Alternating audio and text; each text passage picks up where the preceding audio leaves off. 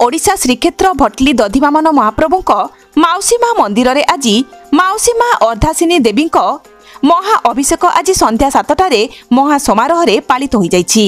एही अवसर में श्री श्री दधिवामन महाप्रभुक आविर्भाव स्थल स्थित पवित्र चक्र पुष्करिणी जल नहीं एक शोभायात्रा रे बाहरी दधिवामन मंदिर रे पहुंची।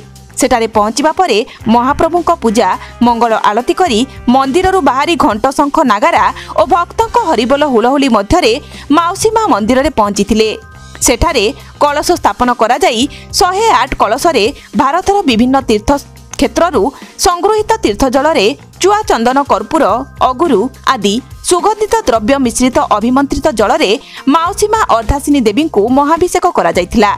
यापरे देवी को नूतन पाटवस्त्र पिंधाई महाशृंगार बेश करा जाई 16 उपचार पूजा होम मंगल आलती पुष्पांजलि करिबा परे भजन संकीर्तन मध्यरे माउसीमा मंदिर रे नूतन ध्वजारोहण करा जायथिला। एही अवसर में 56 प्रकार बाल नैवेद्य भोग लागि करा जायथिला। एथिरे ग्रामर गोंतिया सरोज साहू कर्ता कार्य तुलाइथिबा बेले दधिवामन मंदिरर मुख्य पूजक गौरचंद्र रथ मंदिरर पुरोहित ललित रथ रोहित रथ माउसीमा मंदिरर पूजक डोलामणि पंडा मुक्ति मंडपर पंडित नेहरूलाल सतपथी जयदेव पंडा राजा मिश्र प्रमुख पूजार्चना करथिले।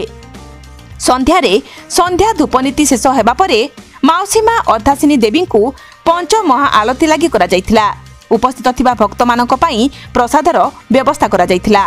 ग्रामर तथा आखपाख अंचलर हजार हजार भक्त माने आसी उपस्थित रही माउसीमा अर्धासिनी देवी को दर्शन करथिले।